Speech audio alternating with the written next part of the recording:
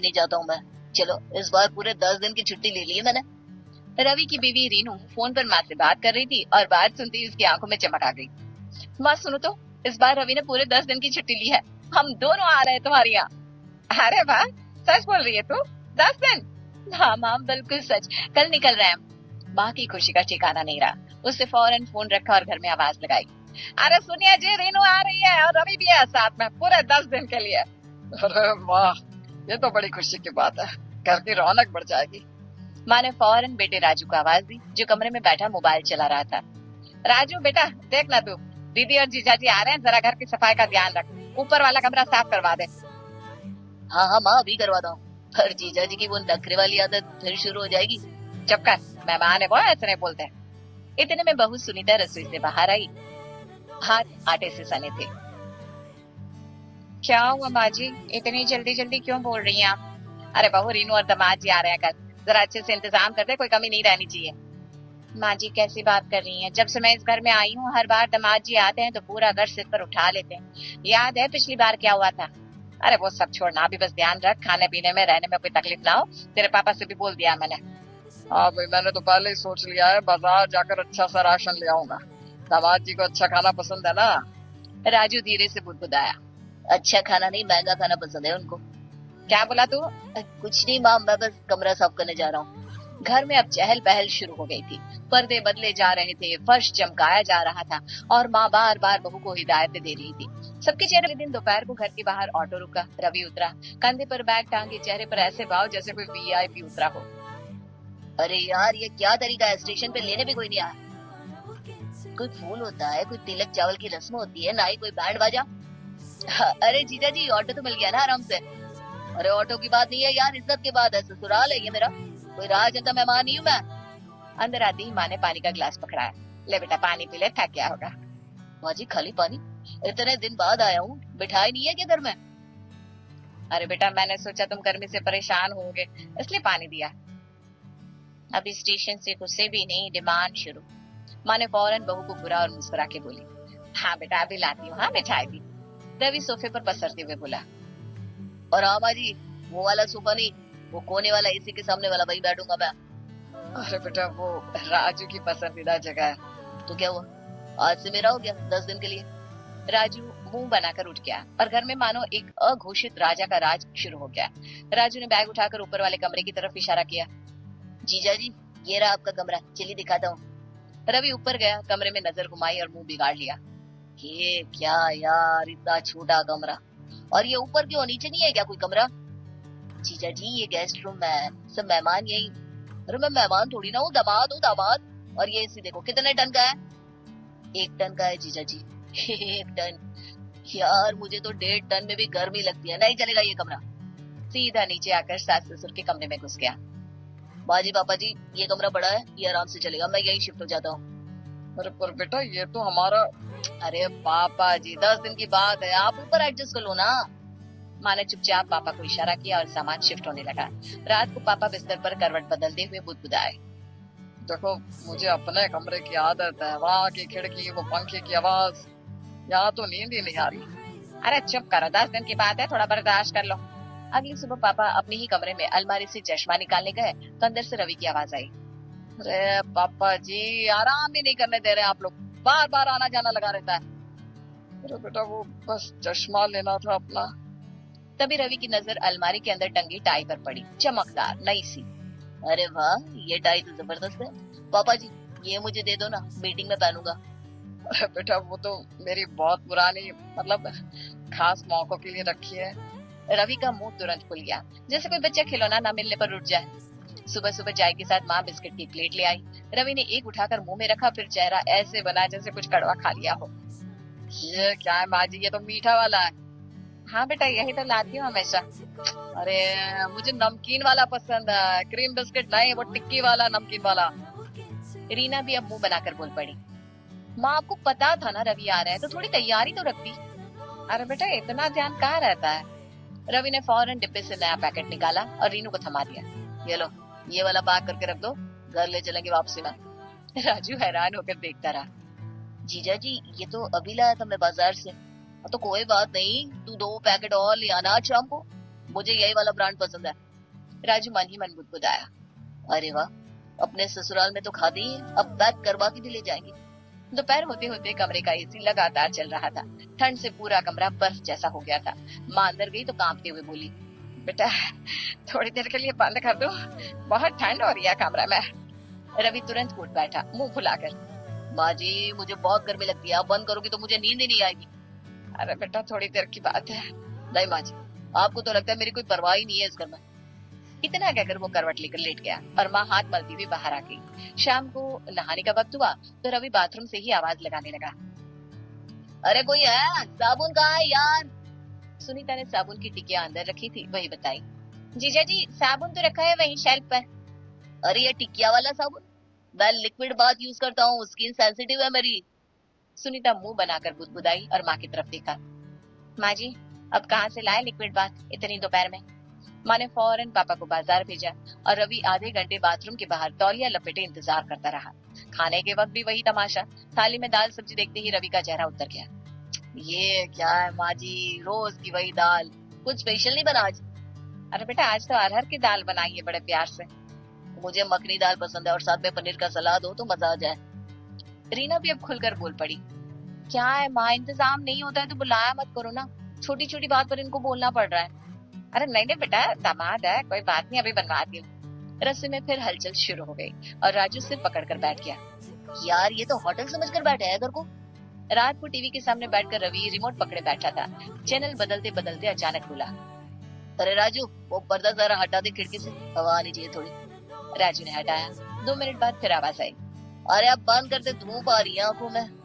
राजू उठकर बंद करने गया ही था कि रवि फिर से बोला, अरे रुक, थोड़ा सा खुला रहने दे बीच वाला हिस्सा। राजू खड़ा खड़ा हाँफने लगा, मन ही मन गुस्से में बुदबुदाया, जीजा जी है या क्या ही बोलूं। अचानक टीवी पर उसका मनपसंद क्रिकेट मैच की जगह भाभी ने चैनल बदल के सीरियल लगा दिया था। बस इसी बात पर रवि का मुंह खुल गया। रहने दो, मुझे तो लगता ही नहीं कि यहाँ किसी को मेरी पसंद की कोई परवाह है। इतना कहकर वो उठा और मुंह फुलाए कमरे की तरफ चला गया। पीछे पूरा परिवार एक दूसरे का मुंह देखता रह गया। शाम को राजू हाथ में घड़ी बांधते हुए बैठा था कि रवि की नजर पड़ गई। अरे राजू, ये घड़ी तो कमाल की है यार, जरा दिखा। राजू ने खुशी खुशी घड़ी उतार कर दे दी। लीजिए जीजा जी, अच्छी है ना, अभी नई ली है मैंने। रवि ने कलाई पर लगाकर इधर उधर घुमाकर देखी और चेहरे पर चमक आ गई। यार ये मुझे बड़ी पसंद आ गई, दे दे मुझे। अरे जीजा जी लीजिए ना, पहन लीजिए। रवि ने तुरंत मुंह बनाया। अरे नहीं यार, ये उतरी हुई थोड़ी ना चाहिए, मुझे तो नई पैकेट वाली चाहिए बॉक्स के साथ। राजू का चेहरा उतर गया, मन ही मन हिसाब लगाने लगा। जेब में इस वक्त उतने पैसे नहीं थे। यार अभी अभी सैलरी से ये खरीदी थी, अब दोबारा कहाँ से लाऊं? पर मुंह से बोल पड़ा, हाँ जीजा जी कल ही ले आता हूँ नई वाली, कोई बात नहीं।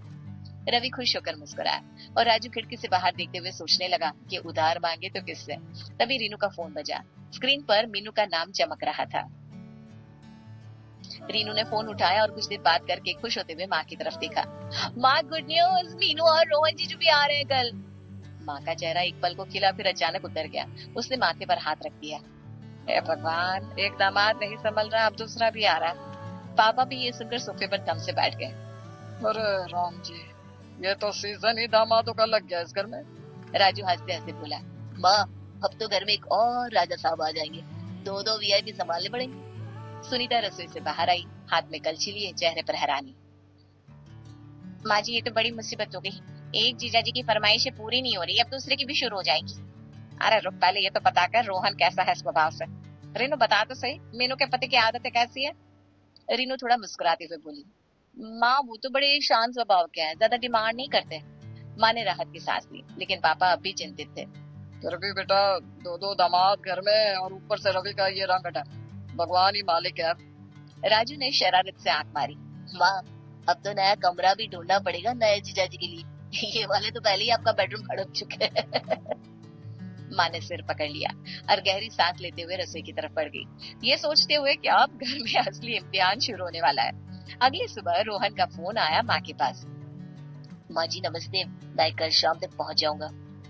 अरे बेटा राजू को भेज देती हूँ, स्टेशन समय बता दो बस। नहीं माँ जी, बिल्कुल जरूरत नहीं है, मैं ऑटो लेकर आ जाऊंगा आराम से, अब राजू को तकलीफ मत दो। माँ हैरान रह गई। फोन रखकर पापा से बोली, सोनिया जी ये रोहन तो बड़ा प्यारा लड़का लग रहा है, खुद ही मना कर दिया लेने आने से। अगले दिन शाम को दरवाजे की घंटी बजी। रोहन और मीनू बैग लेकर अंदर आए। चेहरे पर मुस्कान लिए सबको हाथ जोड़कर नमस्ते किया। नमस्ते माँ जी, नमस्ते पापा जी, कैसे हैं आप लोग? माँ ने फौरन पानी का गिलास पकड़ा है। ले बेटा, पहले पानी पी ले, फिर मिठाई लाती हूँ। अरे माँ जी, बस पानी ही काफी है। इतनी गर्मी में ठंडा पानी मिल जाए यही बहुत है, मिठाई की जरूरत नहीं है। पीछे से राजू और सुनीता एक दूसरे का मुंह देखने लगे। सुनीता धीरे से बुदबुदाई, ये तो कोई और ही ग्रह से आया लग रहा है। राजू ने कमरे की तरफ इशारा किया। जीजा जी, चलिए आपका कमरा दिखाता हूँ ऊपर।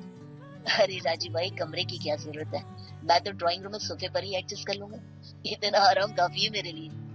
और राजू के मुंह से निकल गया, सच में जीजा जी? रवि जीजा जी तो। बोलते बोलते राजू खुद ही चुप हो गया।